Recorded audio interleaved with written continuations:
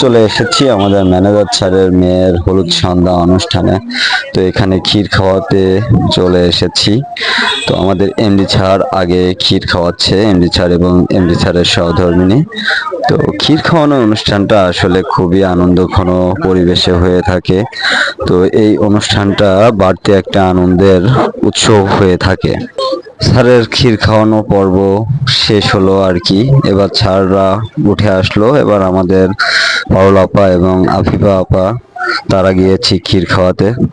তো তারাও ক্ষীর খাওয়ালো এবং তারাও উঠে আসলো। এবার আমাদের পালা, আমি আর ফয়সাল এবার গিয়েছি ক্ষীর খাওয়াবো।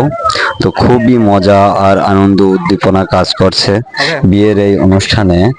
ক্ষীর খাওয়ানোটা আসলে অন্যরকম একটা অনুষঙ্গ যোগ করে, যেটা বাড়তি একটা আনন্দের সঞ্চালন ঘটায়।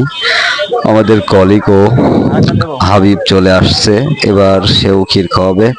তো আমি ক্ষীর খাওয়াচ্ছি আর ভাবছি কতজনকেই ক্ষীর খাওয়ালাম, যাদের ক্ষীর খাওয়ালাম তাদেরই বিয়ে হয়ে গেল।